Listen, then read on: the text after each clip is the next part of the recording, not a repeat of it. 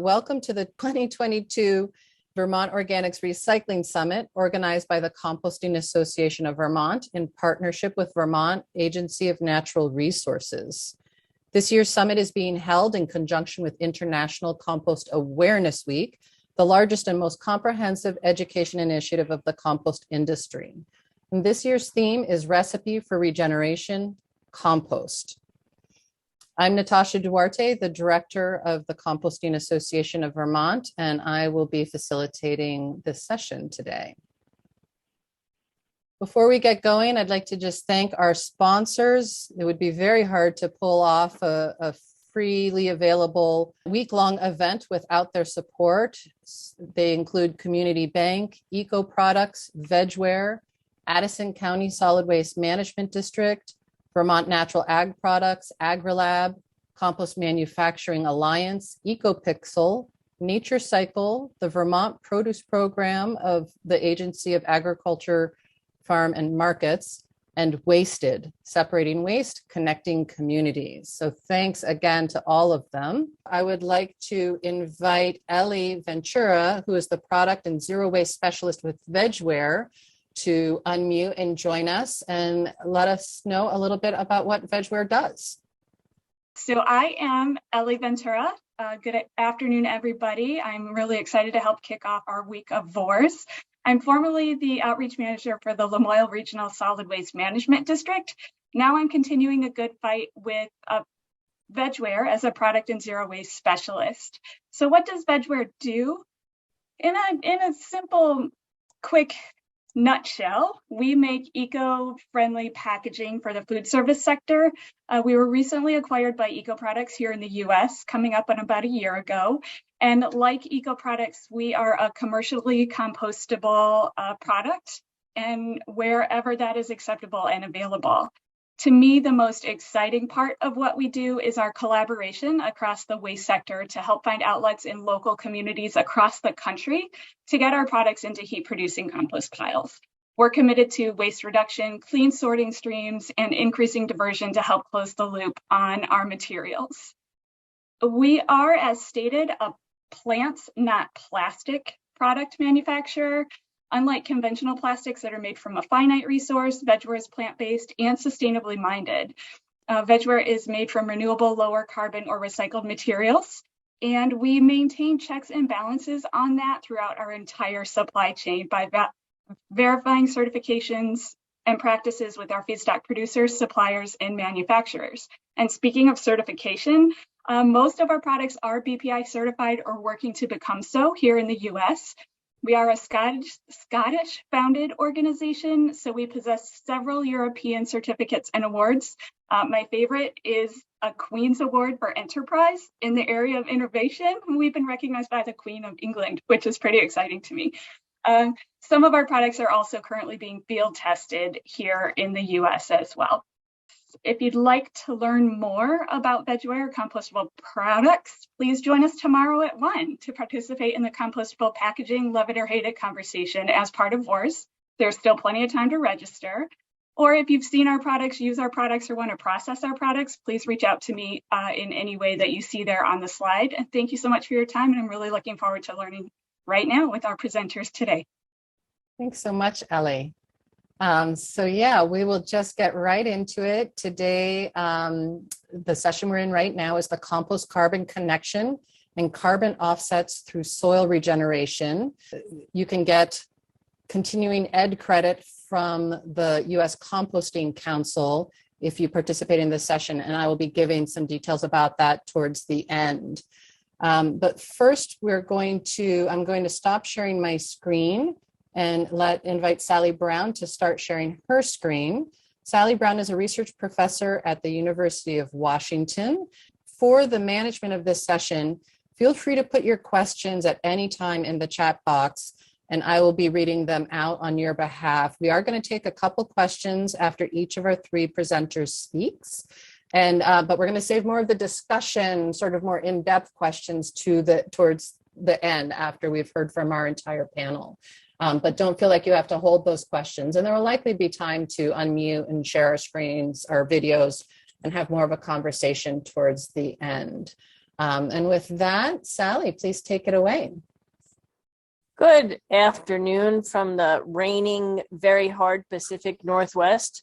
But you guys understand rain and get it. Anyway, I want to start this session by giving a basics on soil carbon, how we understand it, and what role compost and other organics have in influencing soil carbon and soil health.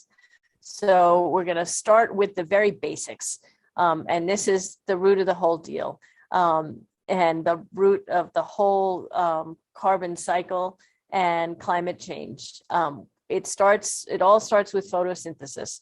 The light shines, plants know how to take that light and turn that energy into the carbon floating as CO2 into fixed carbon or sugars here. And then we know very well how to eat that carbon. I had granola and yogurt for breakfast, taking all that fixed carbon through photosynthesis and breaking it down for energy and releasing it back to the atmosphere as CO2.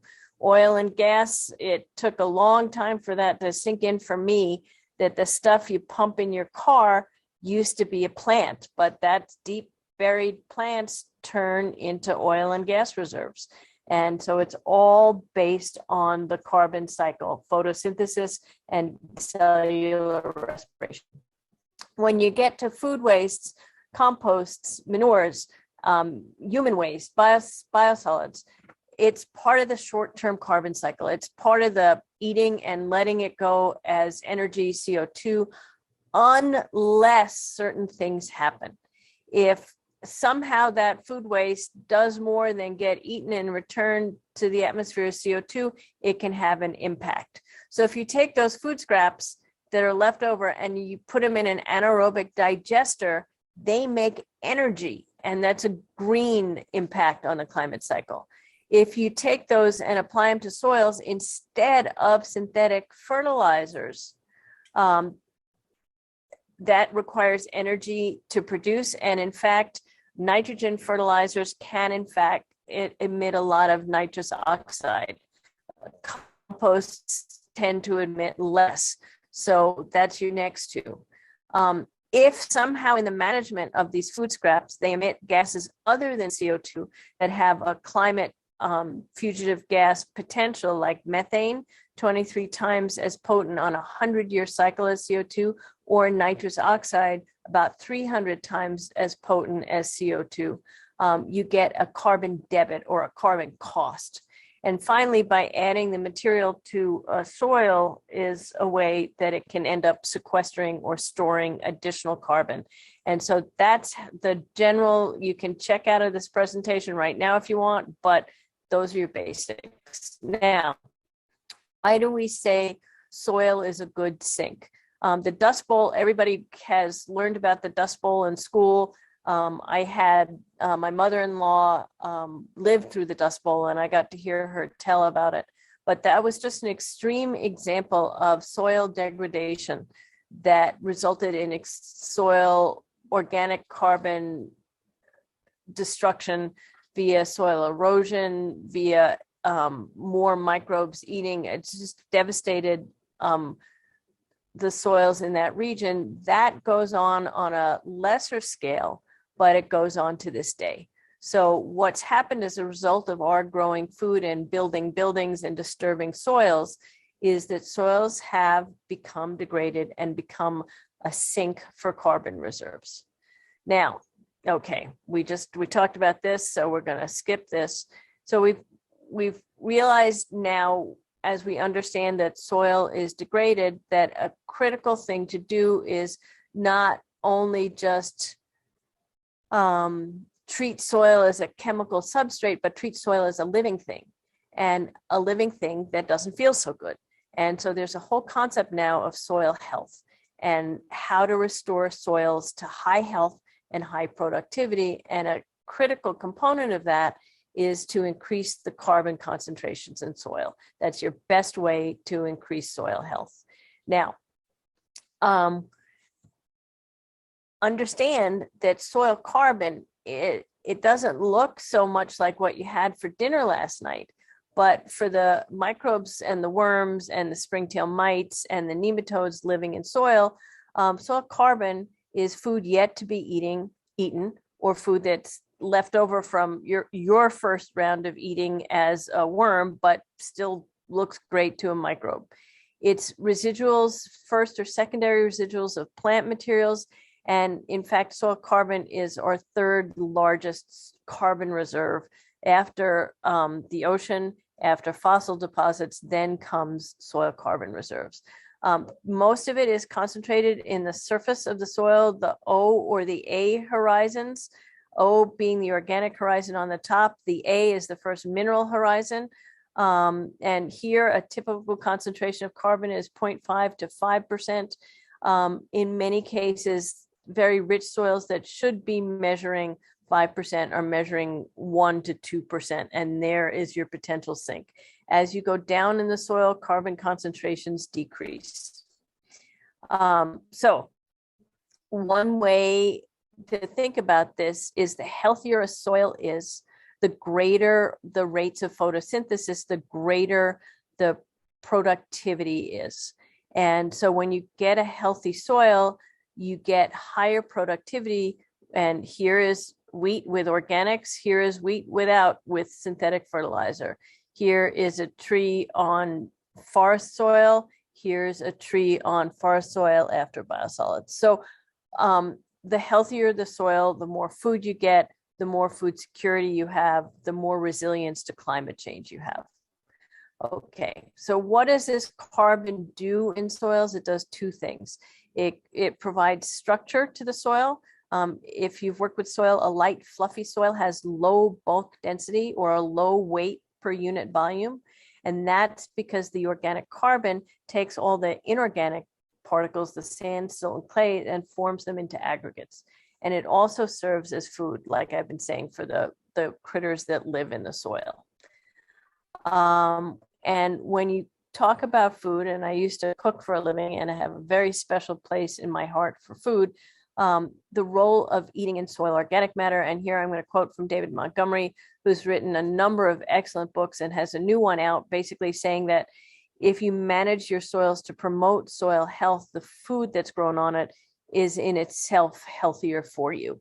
So this is your podcast guru, reading guru, if you want to track into this. But here is a quote from one of his books.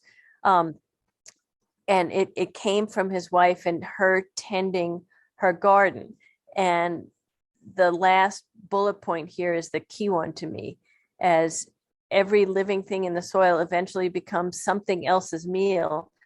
An endless cycle of eating, dying, and pooping builds fertile soil from which new life springs. And that to me sums it up beautifully. And when you think of life in soil, think of the number of living organisms in a cubic meter. That's not very much. It's more than I can lift up. But look at how many bacteria. Look at, this is a million, billion, trillion. And I can't even say these numbers, but the bacteria, fungi, algae, nematodes, springtails, mites, there literally is a world under your feet. And you want to keep that world well-fed, healthy, vigorous. And the way you do that is by adding food. So realize that microbes not only break down organic matter, but they themselves don't eat everything fully. And then they also die and produce other kinds of organic matter. So potentially 50% or more of soil organic matter is from dead microbes. Okay, that's how we understand it now. And with a range of scientific techniques, we're much better at understanding what's actually going on. But for many, many decades, we understood soil organic matter not so much as dead microbial biomass. We classified soil organic matter as humic and fulvic acids.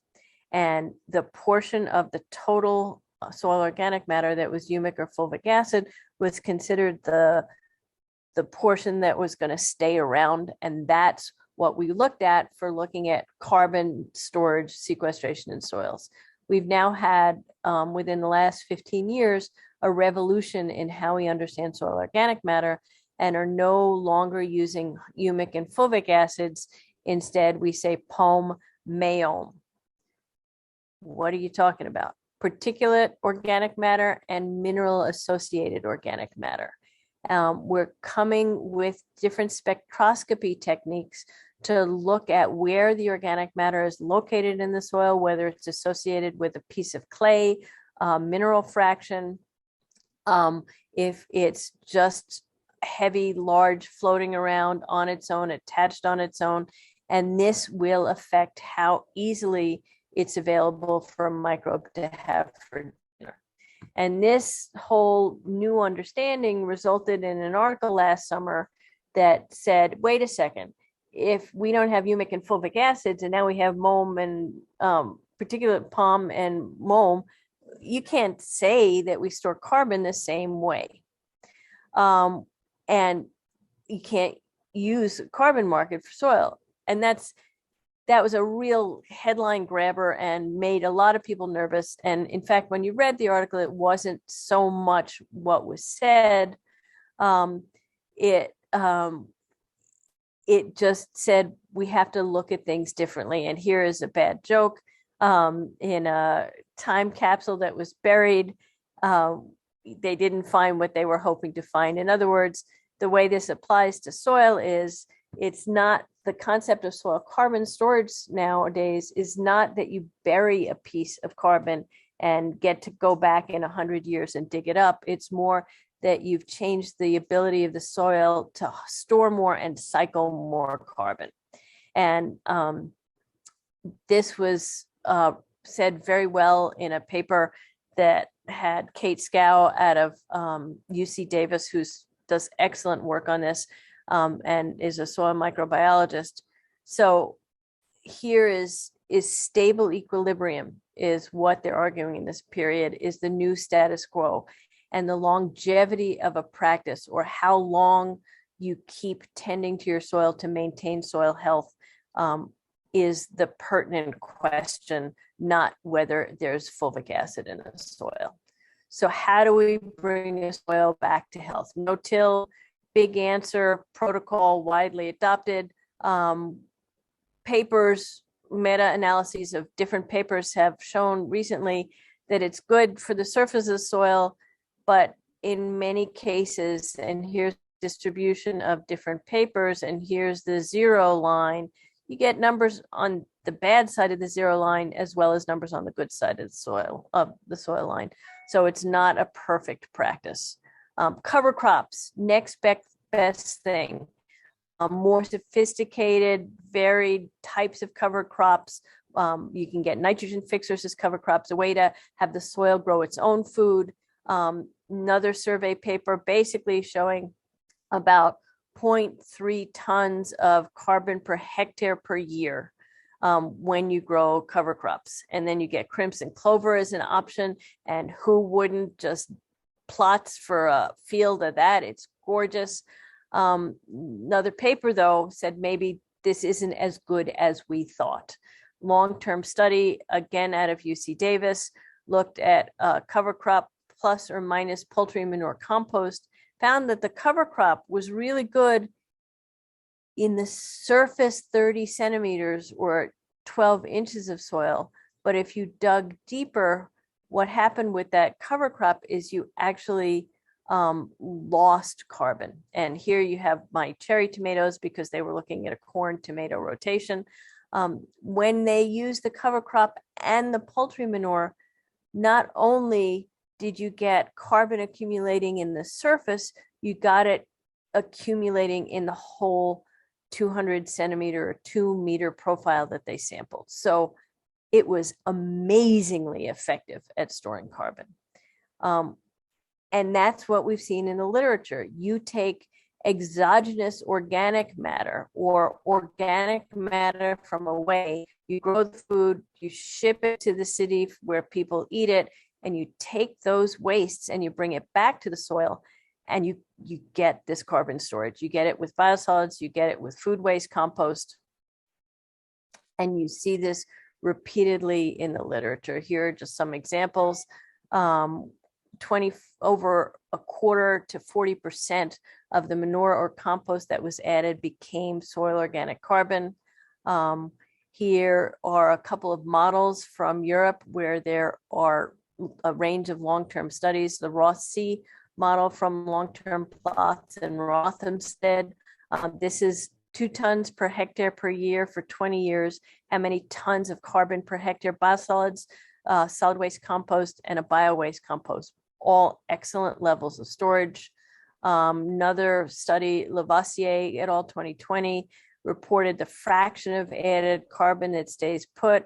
Biosolids 66, green waste compost 100%, and MSW compost 82%. This is all fabulous. So these models are available. You can use these models to estimate how much carbon you store in the soil. The WARM model has its own set of default values, and Andrew's going to talk about that and a different model that he and I developed with others, or you can do it yourself. Now, one of the deals here is when you do your own sampling, you can hit the jackpot, but soil is very variable, and soil's ability to store carbon is very variable. So I'm going to give you a couple of examples here just to show you how much it can vary. And I'm going to focus on work that I've done with municipal biosolids produced in Seattle. Very consistent material, and just so you can see how the results vary.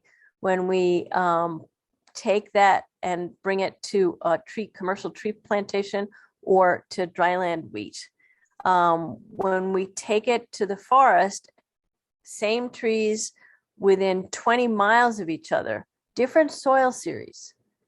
In one soil series where we sampled about the same cumulative rates of biosolids applied, no soil carbon storage at all.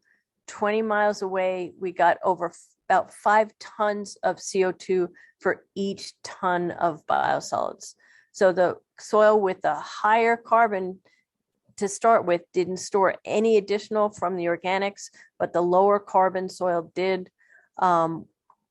And so you're going to get high variability. Dryland wheat, instead of getting 5 tons of carbon storage per hectare, we got about 1 ton of soil carbon per storage per hectare. So all around, you're going to see differences.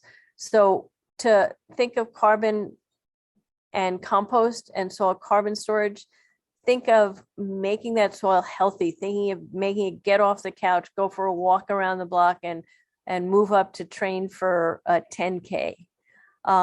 Think of exogenous organic matter and realize that the compost that you make fits into this category, and it is the most effective way to increase soil organic matter. It's great if you can measure it by yourself. It's absolutely fine to do default models. WARM is one. The several I mentioned are good as well. And it's just realize when you're putting compost into soils, you're doing a phenomenal thing. And if there are any questions, Great. Thank you so much, Sally. That was great. And it was on time too. You were right on time. Perfect. In fact, a little ahead of time. We do have a few minutes. If anyone has questions specifically for Sally, feel free to either raise your hand or just go ahead and unmute. We can try that unless you all start talking over each other. And or you can put them in chat and I can be your voice for you. And just as a reminder, this is specifically on the material that Sally presented, and we're going to be having time at the end for sort of a broader discussion about this topic.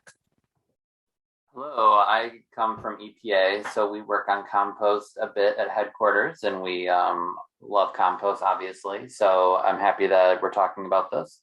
And my question is about those reservoirs of carbon. So if we want to call them that, so like you have your layer in your diagram that you showed, and there's a certain percentage, and then just below that there's a larger percentage, and you said the rich soils have 1 to 2%, and then below that it starts to decrease. If we're going to discuss this equilibrium rather than a permanence frame of mind, what I guess brings that carbon once it's in that reservoir back back out and oxidizes it to be carbon dioxide again? Like, is that a concept to where once it's in that soil at a deeper level, it can actually come back up and be oxidized? So it's all microbial or living things in the soil that do the oxidation. And one of the thoughts is with particulate organic matter, if it can move through the soil profile, you're going to see less of a microbial population with depth, and that you may increase the potential for soil carbon storage as it moves out of the more active horizons, if that makes sense to answer. So like, in other words, nothing's really nothing's really touching it at that deeper level. There's not a lot of activity going on. Exactly. So you get to a portion of the soil where it's less microbially active, and so the carbon has a greater chance of persistence. Okay, that makes sense. Thank you. Great. Thank you, John. And Sally, any other questions? And while you're thinking about it, feel free if you do still have questions, but I'm going to just go ahead and introduce Gordon Hilbun, the founder of One Earth Fund. And if you'd like to go ahead and share your screen, Gordon, just so we can get that going. And we're going to hear, I believe, from Gordon about some of the carbon market stuff. Thanks, Natasha. And can you see my screen? Yeah, perfect. Okay, excellent. Yeah, and thanks for the introduction. I'll be quick. One Earth Fund is a nonprofit that's specifically oriented on the reduction of food waste diverted from landfills and into the compost cycle. Unfortunately, for our friends in Vermont, we're not able to help you out as much as we would like to develop projects, as Vermont's compost mandate keeps us from doing that based on the current protocols. But it's a pleasure to be able to introduce with my esteemed colleagues, Sally and Andrew, on just giving you an update on the greenhouse gas, aka carbon credit markets, and what that looks like and how it's applied to today's composting as it fits within regenerative agriculture. And for today's presentation, you'll hear regenerative agriculture also synonymous with soil amendments, because the focus for today is for the Climate Action Reserve's 2020 protocol and soil amendments. So we'll just keep it oriented on that, and then I'll turn it over to Andrew to get far more specific in terms of the science of why this credit protocol is in place as we see it. So real quickly, as stated, carbon credits are really greenhouse gas credits, but that's the vernacular of the day. And why is that? So, carbon credits are essentially credits that are generated with a monetary value for either removing greenhouse gas from the atmosphere or impeding it from entering. With the soil amendments, it's essentially a focus in on absorbing and sequestering carbon through the soil process, as Sally's already clearly and more eloquently pointed out. And then there's the other opportunity, which is keeping it from in the atmosphere, which is what One Earth focus on, which is to keep food waste out of landfills. But for today's discussion, we'll specifically focus on soil amendments and how that works within the carbon credit marketplace. Carbon credits are measured essentially on as a standard on CO2 equivalent. So what's the equivalent in carbon? And as Sally pointed out, you've got methane, which punches above its weight from a greenhouse gas perspective, at over 20x, and a nitrous oxide, which is the sort of real villain, which is close to 300x. And there's some other ones there as well. But for today's discussion, those are the big three, which is carbon dioxide, methane, and nitrous oxide. And then for today's discussion, the primary qualifiers for greenhouse gas credits are standardized quantification. We need a one measuring stick, and that's CO2 equivalent. That the credits can be monetized in some form or fashion.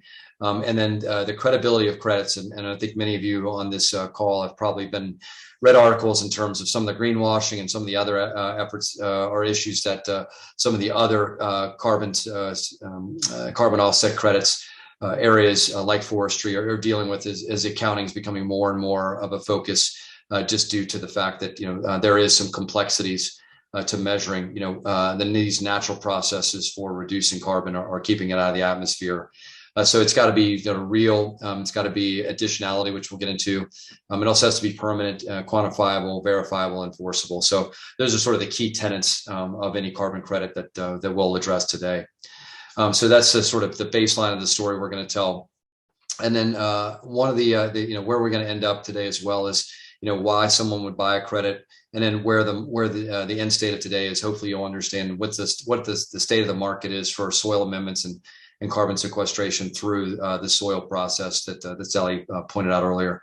So as stated, why would someone buy carbon credits? Either it's compliance. So this is typically the renewable energy credit market, the REC, which is mandated, and you'll see that really the most mature area of that is in the European market. But for your utilities, they have to purchase these, and this is not what we're really going to address today. So the government, either state, local, or national, mandates a certain amount of carbon credits and that have to be purchased. And to incentivize increased renewable and therefore reduction of fossil fuel power generation. So that is sort of standard market, and a little bit more mature than the voluntary market that we'll discuss today. The ones that are really more focused right now on is corporate sustainability goals, ESG, CSR, all these different goals that you may have heard the acronyms for. But in the end, it's corporations, organizations saying, look, we've got a certain amount of carbon that we're producing through the operations of our business. We want to either reduce those or offset those by encouraging some type of a process that offsets or reduces their carbon footprint. The most mature that we're seeing right now is in the airline industry. It's called CORSIA, and it's essentially the airlines' goals to offset their significant amount of carbon impact that they're having through their daily operations. There's personal use as well, which is an individual or an aggregation of people that choose to offset their personal carbon footprints. And then lastly, the fastest growing area is in the financial market. So as anytime, it's always buy low, sell high. So it's there to make money, and it's to mitigate risk through financial products. But we're also seeing an increased amount of pressure from insurance companies that are looking to address the growing climate crisis, as we're seeing insurance policies being more and more restrictive on where new housing is built, the impact of climate change on a significant amount of the world, whether it be flooding, fires, et cetera. So a much deeper topic for another conversation. But just know that the financial markets are finally paying attention, and they're throwing a lot of money at this. And with that comes the need for more verifiable, more quantifier, and greater, regulatory standards to ensure a more, we'll say, fiduciary responsibility and climate fiduciary responsibility. That's what's most important. It's not the money; it's the positive impact on the environment. As we get into it, here are the different carbon markets that we're seeing right now. There's the compliance markets that we addressed a little bit earlier. Those are, again, regulatory frameworks, large scale. You have to reduce your credits. You have to reduce your carbon footprint by X, and you can do that by either expanding your renewable energy portfolio. So, you've got to add wind, you've got to add solar, you've got to have pumped hydro, you've got to add all these things that do not generate any type of carbon footprint, or you've got to buy REC credits on the REC market. It's more mature. The credits are much higher. It's a greater volume of trading. And the most mature market is in Europe right now, where roughly these RECs are trading for about sometimes up to 70 euros. So real quick conversion is around $80 per CO2 equivalent. Where we're going to look at today is on the voluntary markets, where these are cannot be a replacement for a regulatory compliance requirement. So it's in addition to, but it can't be a replacement of. And our greatest presence for voluntaries are typically around the consumer or corporate voluntary offsetting that we addressed in the slide before. They typically are aligned with corporate sustainability goals. So with that comes the opportunity for marketing of these credits, meaning that you have if you are a large food company or a user of food. I'll give you an example here because I'm based in Atlanta with Coca-Cola. They are very interested in voluntary carbon markets that are aligned with food production and we'll say the improvement of the inputs that they receive through an output of reduced carbon footprints that are linked to their operations. So that's just a sort of a quick analogy for where those interests are from different types of companies based on their their types of operations that they exist in. So a lot of your food companies right now are looking for opportunities to participate in the voluntary market, especially around composting and regenerative agriculture. So those can be fairly easy explored, but Coca-Cola is an example. A lot of your large coffee companies are also looking at opportunities to participate in voluntary carbon markets that are based on, where the credits are based on food-based or agricultural-based operations. With that being said, the carbon market is growing significantly. This is just a quick graph on the top left there from a recent carbon market survey completed by the Forest Trends, and you can see that just in a very short time, the price of these credits are going up pretty significantly, and we expect those to continue to grow as well in terms of pricing. Will they track to what the REC or the renewable energy credits are? Most likely not anytime soon, but we'll continue to see pricing, and the expectation, just as a rule of thumb, is that within a few years we'll likely see approaching $10 for certain types of voluntary credits. Especially ones of high quality that align with market branding.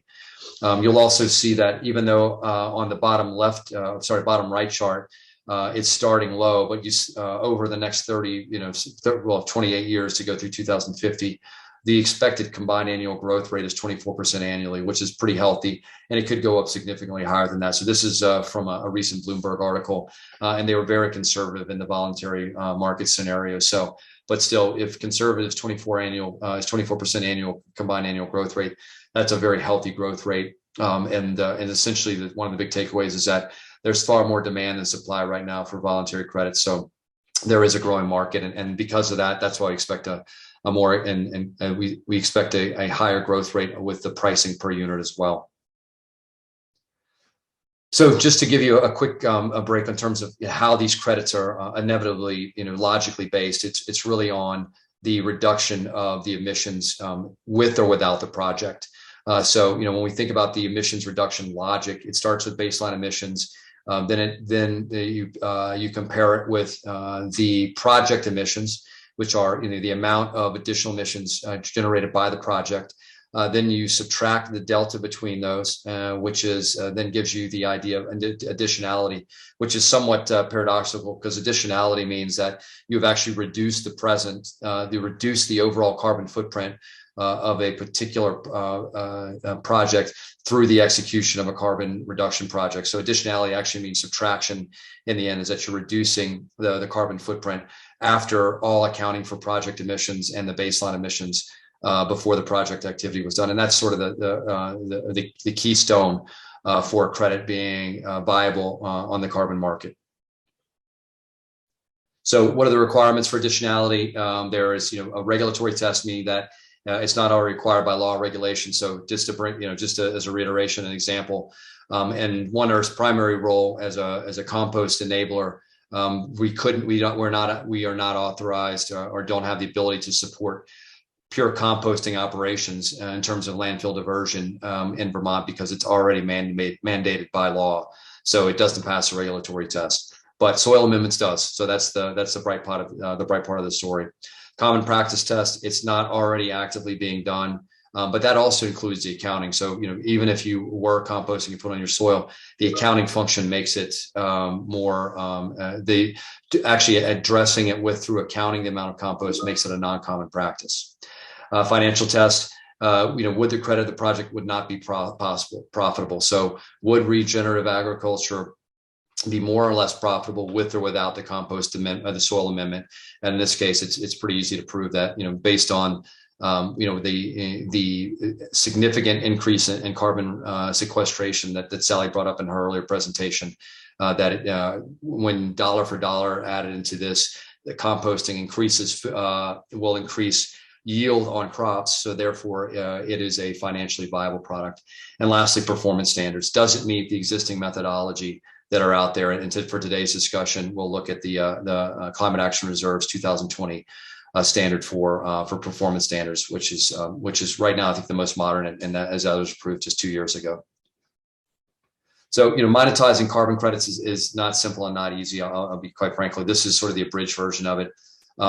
This is just not an exact replica of how it works with soil amendments, but you can see there are a number of steps that go along the way. But the primary ideas of is that projects have to be registered on for this case, the Climate Action Reserve. And then it becomes an accounting of the amount of compost that is increased with the soil amendment, because that is part of the Climate Action Reserve's protocol, is measuring the amount of compost that's being implemented within reaching soil equilibrium, as Sally pointed out, in terms of the replacement for permanence. And then from there, it's just essentially doing the calculations based on the formulas that exist in the Climate Action Reserve's protocol, which are fairly extensive and do take a little bit of time and some modeling. So as we'll address earlier, it's always good to ask for help as you get through this process. Once it's verified, it goes through a verification with the Climate Action Reserve, typically a third-party verification to ensure that the standards are met. And then the credits are issued, and those credits can be traded. Right now, there's a number of brokers in the market that are willing to trade the credits on your behalf, and then essentially those credit sales are then reconciled net of cost. And then for what One Earth's process is that those profits are then reinvested with either a composter, or if we were operating in a soil amendment arrangement with the farmers or whoever's using it for the regenerative agriculture, as a means of expanding the operations. The ultimate goal that we have is continued growth of landfill diversion of food waste into either composting and then composting into regenerative agriculture. So we like to say we want to inspire both the front end, which is taking food waste out of the landfill, and then the back end, which is in delivering it as healthy compost to be utilized within regenerative agriculture and increasing the carbon sequestration of that using that compost. So, what do the carbon credit programs do? They're there as simply to help provide the methodology that allows for offset qualification standards. They also are there to essentially run the registries and be the honest broker to make sure that the projects are run according to the standard, and also provide the third-party verification so that essentially it's audit proof. The great thing about compost is that it's essentially an industrial scale process, large scale soil food waste is brought in, it's composted, and then it is measured and it is replicable. And then therefore that compost is then distributed. And there's a lot of quality control measures across the board, which does have advantages over forestry based projects, because trees are planted, trees have to be counted, and then that becomes a lot more difficult. They are seeing some improvements, as we'll get to in the future, but it's very difficult to beat the quality control on food waste, as the composters have a natural incentive to make sure that it's quality in, quality out. And then lastly, they are there to help to issue their certificates that then can then be marketed for credit issuance and monetization. Okay, so voluntary carbon market, the value proposition. So the financial value of the credit is through these offset programs, using project developers, and then it's industrial versus nature-based. So most of the voluntary carbon market is definitely nature-based, whereas the REC, or the renewable energy, is obviously industrial, machine-based, wind, solar, hydro, all of those above. Specifically, what I wanted to sort of align here is, again, the strategic alignment of the credit. It's a type of project and how you market that to the buyers. You're going to have specific interests, especially with companies that have an alignment with agriculture. So it also aligns with the buyer's brand identity, their corporate sustainment goals. And then also, I'll give you an example with Coca-Cola, for instance, because they have a distributed operation model. They have a lot of bottlers and all over the country and all over the world. So the ability to provide a local community outreach that benefits local farmers, within their bottling area, is a natural alignment with them. So they're going to be far more interested in voluntary carbon market purchases that align with their brand identity. So getting into the last section here, the credits into the soil. The carbon credits result from pulling carbon from the atmosphere and storing in the soil and quantifying that. The opportunities now, there's a lot of new, more flexible and actionable standards out there. There's also an increasing interest from voluntary market buyers in the carbon credits for regenerative agriculture, as addressed earlier with the food companies. And then there are improvement in new monitoring methods, but those are really, I think, not as important for composting as they are for the forestry parts of the market, simply because, as stated, with compost, there is a naturally occurring quality control that makes sure that the monitoring methods are already in place. And we're seeing that and the ability to lower costs per ton, CO2 equivalent ton of compost and soil amendment versus what you're seeing in some of the forestry registries that are out there as well. And then also there's just significant investment from the USG in these climate-oriented agriculture programs, as addressed by Sally earlier, and I'm sure that Andrew will get into those as well. So here are the challenges. You've got a reversing carbon sequestration through tillage. I think that's really the question of permanence, and I'll leave that to the scientists to really work out. But the markets typically lag the science. But is that what the goal is? How are we going to get commitment on a 20+ year time frame for the health of the soil? Where we're seeing some issues is that within the consolidation of agriculture, specifically in North America, who are the actual landowners, and how are they? How are they responsible to all stakeholders, or are they more responsible to shareholders? So that's going to be a continued challenge as we see continued consolidation across the agriculture industry in the U.S. and Canada. And then, as Sally pointed out, soil, it can be highly variable. Just within a 20-mile radius, you're going to see different reactions to soil amendments, and so the monitoring it has to be improved. And it's currently somewhat expensive because it takes people going out and verifying that. But the goal is that with increased technology and industrial scale, that will improve. And then lastly, will the USG involvement spook some of the financial investors and create some instability in the market? And then that's to be determined. My background was with the Chicago Climate Exchange, that took place in 2009 and eventually collapsed. I would argue that with more U.S. government intervention, we may have been able to keep it awake. So it's a toss-up whether or not that's actually going to create any market instability. So lastly, what's the what? The so what for the participants in today's call and those who want to participate. First and foremost, I say track your compost inputs within the CAR soil protocol. Page 64 really outlines a very, I would say, high level requirement for soil amendments in the form of compost. And our recommendation is, work with, some trusted soil and compost experts like Northern Tilth that Andrew will highlight and advocate in his following presentation. But, there is complexities there. The formulas can be a little daunting when you look at them on paper. So it always, I think, benefits to work with an expert like Northern Tilth and some of their other colleagues there. And then if you're going to register it, it likely in the beginning it helps to establish with a project developer as they know the ins and outs. And most of our regenerative agriculture stakeholders are far more interested in the land than they are in figuring out the complex process that it takes in order to take advantage of carbon credits. So in the beginning, it always helps to work with a project developer.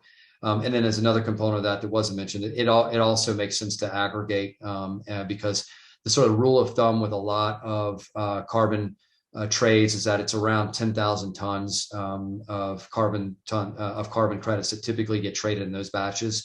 So that's a lot of carbon credits, and it typically works to work through a cooperative model and to aggregate those with a project developer, and that's what we do at One Earth. And so we have a model for that, and we're happy to work with anyone that wants to go through and work with us on that. And then lastly, just composting at its basic is still the most important point here is that it is it's beneficial for the long haul. There's just so many advantages and positives to composting and putting it back in the soil that even without carbon markets, it makes a lot of sense. But there is a growing demand for that in the low carbon future. So continue to do it, continue to work through it, and then but it does pay to account for how much you're putting on your soil and to keep good records, because those can be allocated within the registry. So lastly, this is what's currently in the soil amendments registry for the Climate Action Reserve as of last week. This is here to really tell you that there's plenty of room to grow. And we hope that, within, 6 months, we see even more of these projects popping up. But again, this is a great opportunity to use a project developer to help you get launched, and more than happy to make those recommendations. So with that, turn it back over to you, Natasha, for questions, and happy to field any. Thank you. Great. Thank you so much, Gordon.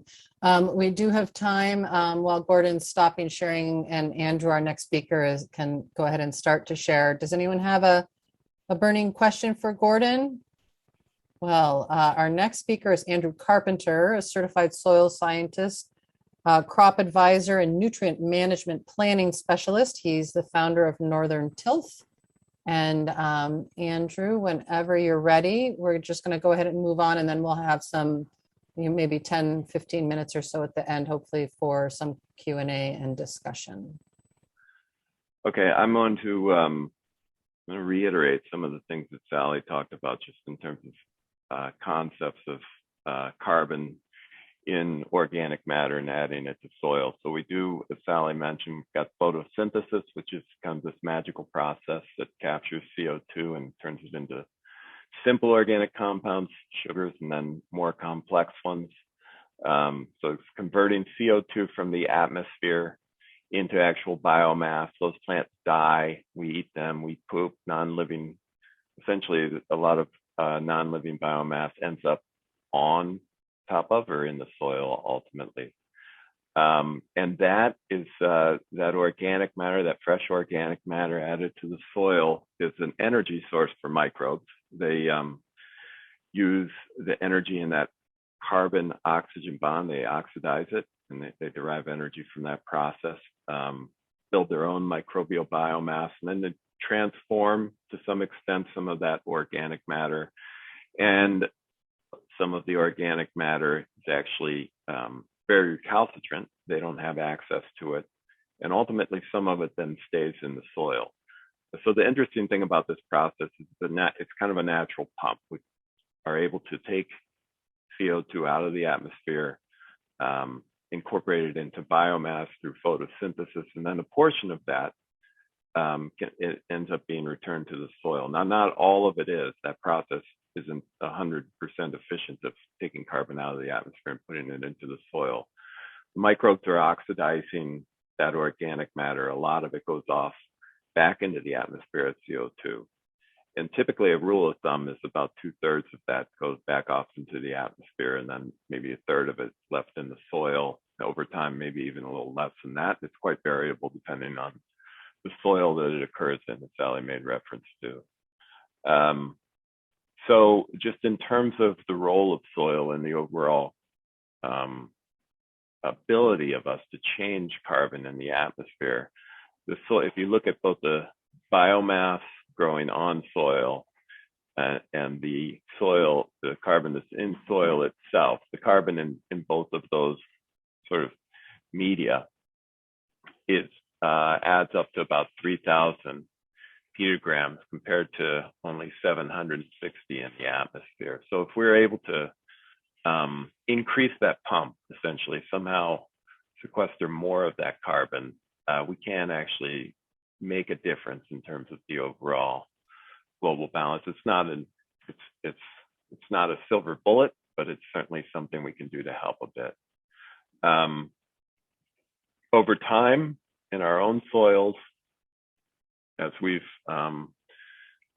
intensified agriculture and during that process intensified tillage, we've essentially we've increased the rate of oxidation of some of that carbon that's naturally stored in the soils. And sort of the best example of this is in the Midwestern plains, where grasslands have been there for millennia, since the last ice age, and they've grown, died, built up biomass all along the way, and you have these really thick, rich, organic, rich soils out there. And as soon as we started more intensively tilling them with moldboard plows and discs, we incorporated oxygen into that soil, and that allowed for the microbes to sort of go back and oxidize some of that soil, which wasn't necessarily available to them. And in that process, it's actually lost a lot of carbon that was stored in the soil. So this reservoir of carbon we had, we killed the hell out of it and converted a lot of that, what was more stable carbon in the soil into carbon dioxide and went off into the atmosphere. So I got this slide from an NRCS presentation I thought was great. This is looking at the Midwest plains and looking at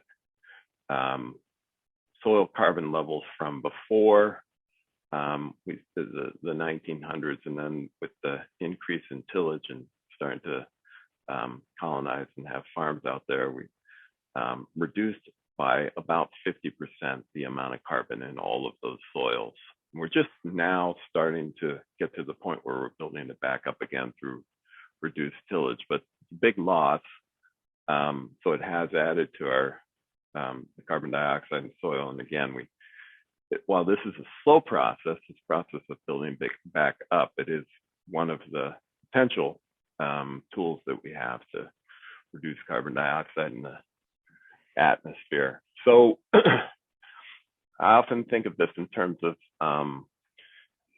what happens to carbon in organic waste, and what before it's added back to the soil, and what if any processing different processes have on that organic matter, and how it's going to stick in the soil. And I think, ultimately it doesn't, from what we've seen in the literature, and this is based on Sally and I doing literature reviews on this process, it doesn't seem to change that much the way you add that organic matter to the soil. So if you look at just adding it directly in the form of manure, not or biosolids, not composting it at all, again, we're going to get about 2/3 of it getting oxidized and leaving the soil as CO2, and a bunch of that remainder staying in the soil, maybe over time losing some of that. With composting, essentially you do that, you have that process of oxidation of the readily available organic carbon very quickly in the compost pile itself. So you've already lost a good deal of that carbon dioxide. You add it to the soil, it's the same amount that recalcitrant organic carbon is going to stay in the soil. So if you look at pound for pound from what you started with, either land applying it directly or composting it first, you're probably going to get about the same amount of carbon added to soil. And anaerobic digestion, the process of putting that organic matter in an anaerobic environment and having methanogens convert that organic carbon to methane, it's sort of like, you can almost think of it as half composting. You're sort of partially doing what would happen in the compost pile in terms of oxidation. It's not oxidation in this case, but you're losing a lot of the readily available carbon in that process. And then what you add, the digestate to the soil, again, what's recalcitrant is going to be recalcitrant in the soil either way. So it's probably going to add up to be about the same. One thing that's a little different is pyrolysis, where if you take that organic matter and pyrolyze it, you're actually, in that process, you're actually converting the carbon to a graphite-like structure, which is very resistant to change when added to the soil. So in that case, the carbon that you add to soil is more likely to be sequestered for a longer period of time. However, in the pyrolysis process, you lose carbon, you lose some of the mass carbon in your exhaust anyway. So in the end, it doesn't end up looking like it's too different. It might add, in some cases, a little bit more. It sort of depends on the pyrolysis process. One of the things that, in terms of carbon accounting, especially when it comes to organic waste management, you have to take into account is that you've got the carbon itself that can be sequestered potentially depending on how you manage it when you add it back to the soil. But because these are materials that are sometimes subject to anaerobic sometimes conducive to anaerobiosis with methanogens that might convert that material, the organic carbon, to methane. You have to take into account methane. So it's got a global warming potential of somewhere around 25 times that of carbon dioxide, and even more so, conversion of nitrogen and proteins to nitrous oxide is about 300 times global warming potential of carbon dioxide. So if you're managing your material and it's a nitrogen-rich material, such that you're forming nitrous oxide through wet conditions, I'll talk about it a little bit, you have the potential to take away a lot of the gains that you might make by sequestering that carbon in the soil. So if we look at land application, and in this case, I'm just looking at manure, but this could refer to digested anything. When you're adding it to the soil, if you're storing it beforehand, if it's a nitrogen-rich material and it's wet, you have the potential for some of those proteins to get converted, like I say, to nitrous oxide and go off into the atmosphere. This can happen in a compost pile as well, depending on the management of the pile. And then in the same situation, you have the potential for methane to be formed and go off into the atmosphere. When you apply moist manures or moist organic waste that's rich in nitrogen to fine textured soils or in wet conditions, again, you have the potential for the formation of that nitrous oxide, which can go off into the atmosphere. Methane, typically, once organic waste is added to soil, is not typically not a big source of methane. More the storage beforehand, or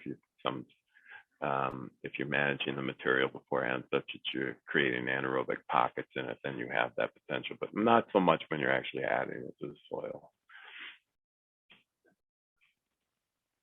I have some notes on here that aren't supposed to be there.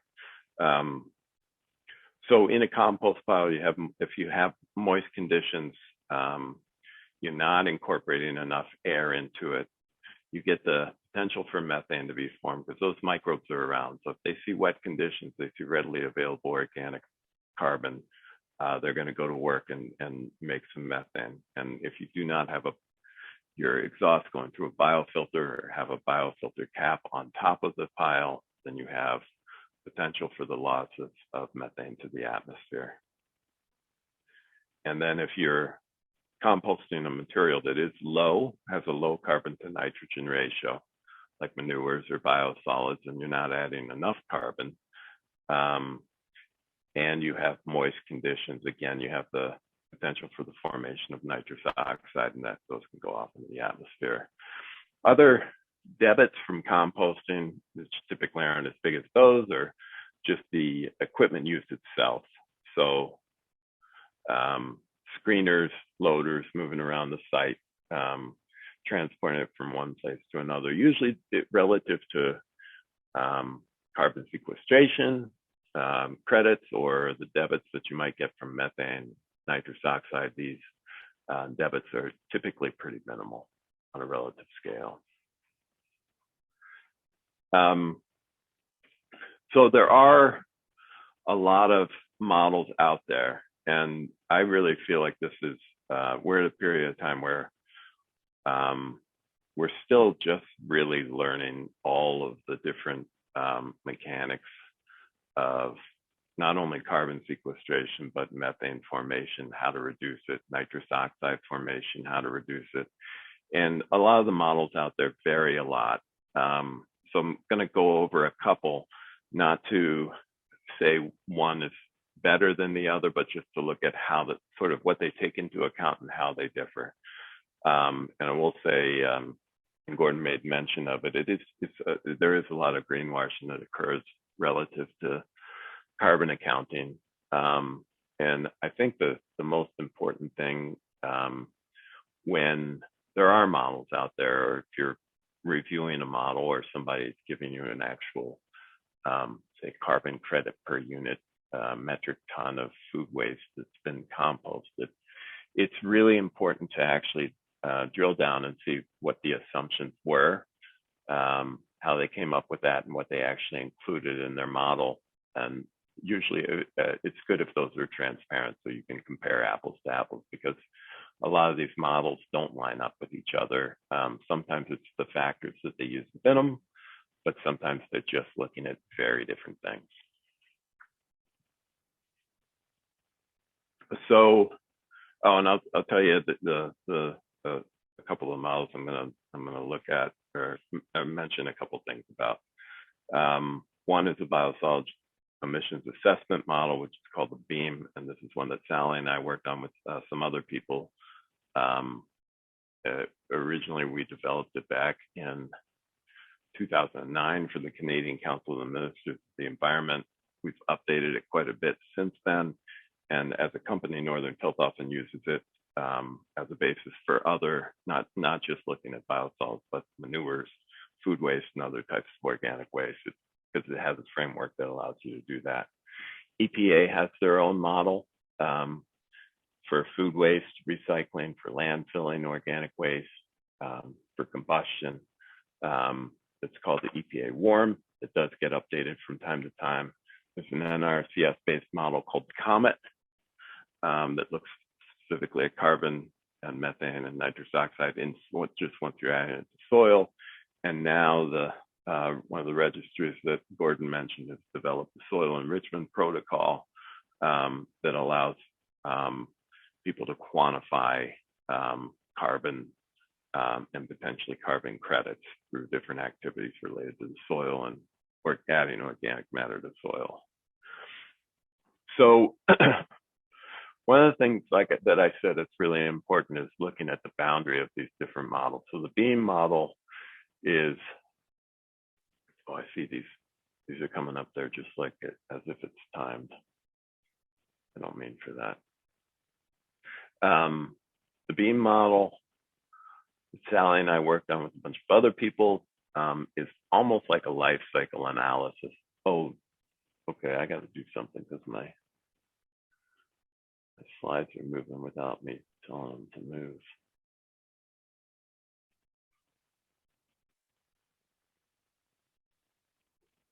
Okay. So this model, and again, looking at biosolids, this looks starts at a wastewater treatment plant, looking at storage of the material, conditioning and thickening, whether it goes through aerobic or anaerobic digestion or neither, then through the dewatering process.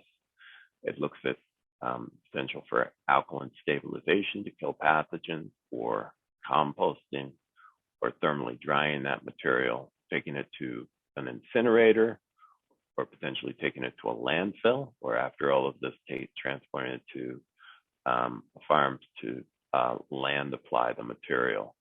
This also takes into account what they call scope 3 costs, or kind of upstream costs. So we look at in terms of conditioning and thickening, for instance, the carbon costs associated with manufacturing the polymers that go into that process. And another scope 3 cost that we look at is avoided emissions from land applying or the material based on the carbon, the nitrogen and phosphorus content in there, because when you use these materials, then you're avoiding the manufacture of nitrogen and phosphorus fertilizers. Nitrogen in particular can have nitrogen fertilizers can have a high cost associated with making them from the natural gas that's used in the Haber-Bosch process. So anyway, that model is it incorporates a lot. And it's, like I say, it's a little bit more like an LCA. It can the WARM model. Right? No, this is a breakdown. The BEAM model, we can break it down so that we can look at just smaller portions of it. And so for food waste composting, we'll often look at just this, or we can look at just the landfill end. And then the WARM model is this blue outline. I gotta hang on a sec. It's doing the time thing again.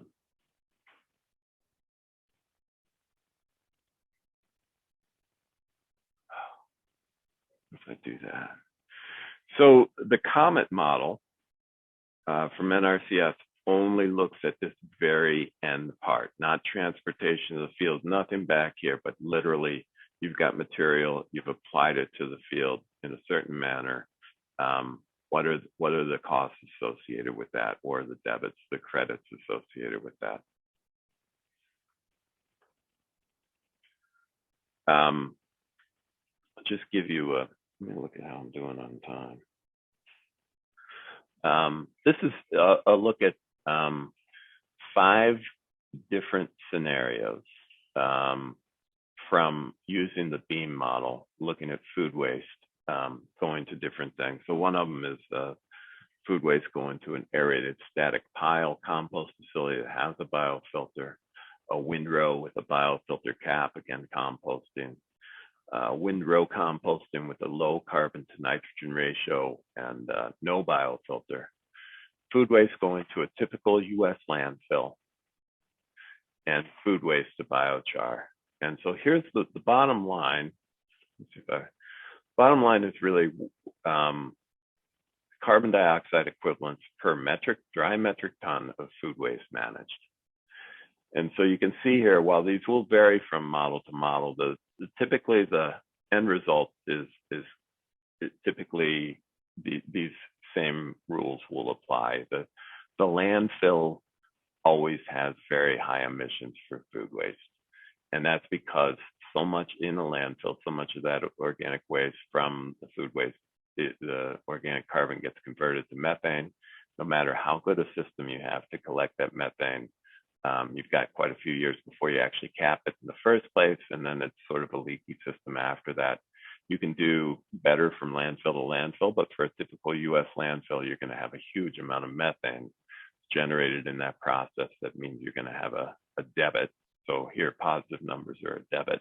Whereas all the other 4 methods here we're showing do have a credit associated with them. And most of that credit is coming from the carbon sequestration that goes along with these, and also in some cases the fertilizer credit. So you can see these 2 composting in our model, these 2 composting systems don't make much of a difference when you have the potential to generate more nitrous oxide or methane, not capturing it. It goes down a little bit, still looking pretty good. And in this case, food waste to biochar looks good. The carbon sequestration is going to be about the same. There's a little bit of a cost in the pyrolysis portion itself, and there's not quite as much nutrient value in the final product. So, but all 3 of these, for all practical purposes, are pretty darn close and compared to that, what you're doing with the landfill. So those were just some notes for me. So one thing is we've changed the model so we can look at global warming potential in a 100-year time horizon or a 20-year time horizon. And so what I just showed you was the 100-year. This is the 20-year. The big difference is look at the landfill scenario. It's much worse if you're looking at it over a 20-year time period, because methane is even more potent than the 100 years would suggest, but it's also short-lived. So if you're looking at it just over a 20-year time period, if you can change methane quickly, you're doing a good job. It doesn't change these other 2 the other options very much, because methane wasn't a big portion of the kind of the overall accounting in those. There wasn't much generated. One of the things too is a lot of these models are really different in terms of inputs. So this is a screenshot of the input page for the composting unit process in the beam model, and we have a lot of different inputs here to finally get to our bottom line in terms of solids content, density, what the total nitrogen is, what's the carbon to nitrogen ratio, is there a biofilter in place or not. If you compare that to the warm, it's simply, for warm, it's simply, do you compost the material or not? So there's going to be a fair amount of variability in there. Interestingly, though, we do get pretty similar results for a lot of these, food waste composting relative to beam. On this table, what I've done is I've looked at looking at 4,000 tons a year of food waste at 30% solids, what the WARM would predict for the metric tons of CO2 equivalent per year, and what it would predict for composting, and then looking at the difference between those two, if that makes sense to you. So you've got a lot of methane that's being generated when landfilling. You've got some benefits from carbon sequestration and fertilizer offset. Well, just yeah, in when you're composting. If you look at that difference, so taking that material, that food waste out of the landfill, going to composting, you've basically got a delta of negative 2.77 metric tons CO2 equivalent per dry ton of food waste, which is methane avoidance. So you can see the biggest bang for your buck here is not necessarily the carbon sequestration end, but the avoidance of taking this material to the landfill and having all that methane being generated during that process. If you look at it over a 20-year time frame instead of 100, that difference is even greater. I see I'm sort of getting to the end, so I'm going to go real quickly through the rest. I just want to show that some of these have really different results. If you look at the COMET model, there's not a lot of flexibility for what you put in, but essentially, one of the things is if you, because of their assumptions on the amount of nitrous oxide that are emitted from manure when you're adding it to the soil, the results from COMET will show you that no-till with fertilizer is better than continuing to till but adding compost. And nitrous oxide is partially responsible for this. But it's also the fact that tillage in itself does burn through carbon dioxide and will sequester less in the soil, or essentially take some of that sequestered carbon out of the soil. There's a soil enrichment protocol that the Climate Action Reserve, one of the registries, developed that Gordon talked about. I think one of the good things in this one is that it does allow for directly measuring improvements in carbon where you've made the changes, as opposed to going based on a model. But it's a very hard measurement. It's not something we do as a company at this point. It's not something that we've seen done on in the carbon credit market.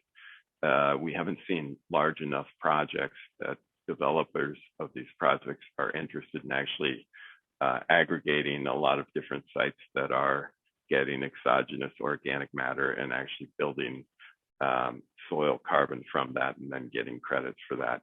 It hopefully will come at some point, but this measurement is very hard to, it's a hard measurement and it takes time for it to reach an equilibrium.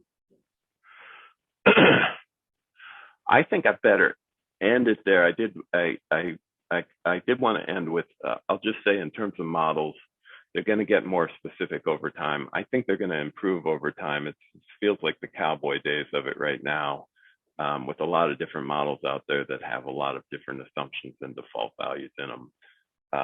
But you know, everyone's trying to improve those over time. But I did want to end with this, that the NRCS has made a big commitment to what they're considering a pay for practice. It's NRCS's practice number 808, which is called Soil Carbon Amendment. And in this case, it's a lot easier, a lot more tangible, a lot easier to conceive of than these other carbon markets where the NRCS is literally paying farmers to apply compost, in some cases biochar and compost and other carbon amendments to farms without having to show by measurement that you've increased soil carbon over time. It's a big commitment. It's just starting. I don't think any of the New England states have a really developed program for this at NRCS, but they're all starting to look into it. I think all planning to have this a practice, that it will be available to farms if it isn't already. There are some constraints to it. The application rates, if you look at them, aren't very high.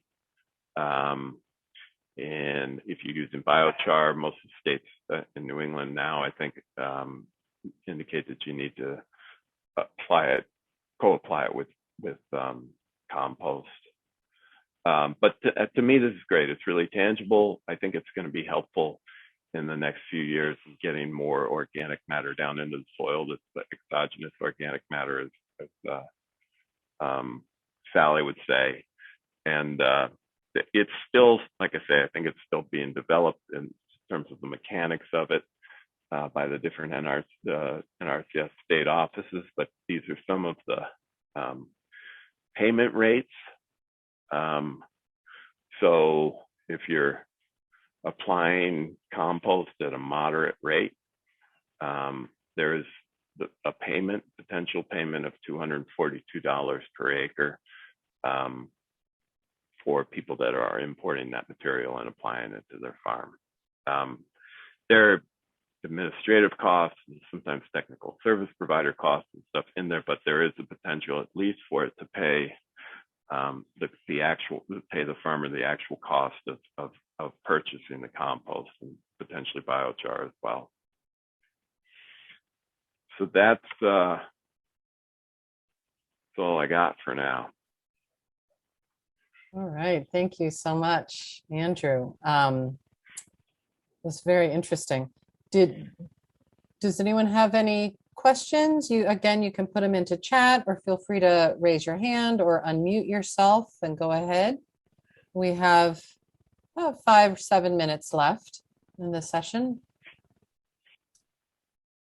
I'll just add one of our sessions on Thursday morning at 10 a.m. is actually going to be getting into Vermont's journey towards payment for ecosystem services and thinking about what that looks like. For the last 2 years, I think, there's been a payment for ecosystem services working group that has been looking at this, and what Andrew and Gordon talked about made me think of it in terms of the actual use of so not so much for composting for the diversion side, but for utilizing the material resulting from the diversion, right? So taking advantage of all this additional compost.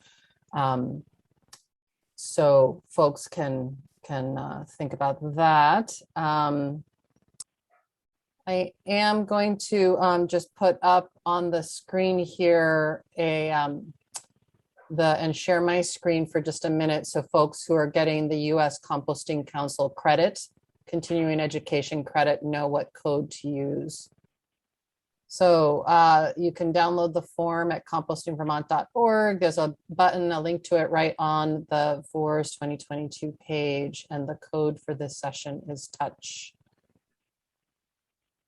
And I'm not seeing any questions come in. I think there's a lot of exciting potential, but a lot of models and detail and trying to figure out the difference between diversion and sort of the avoidance part of the conversation compared to the application of compost or digestates and sort of getting at it from that way. So sort of at two ends.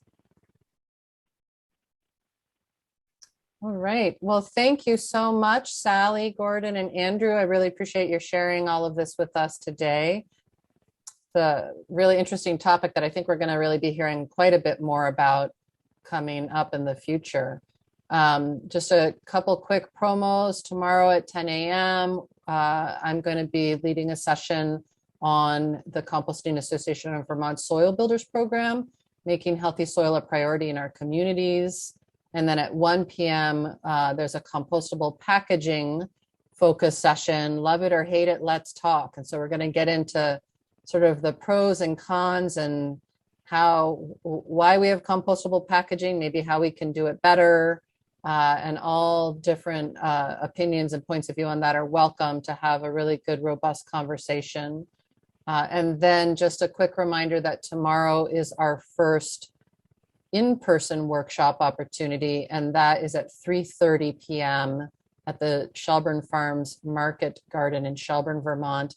And we'll be digging into Jim Stiles' Johnson Soup composting. So we'll be taking a look in there and talking about that style of composting, which can be done backyard and community scale at least. All right, thanks all. We'll close there. Thank you. Thanks, Natasha. Thanks, everyone.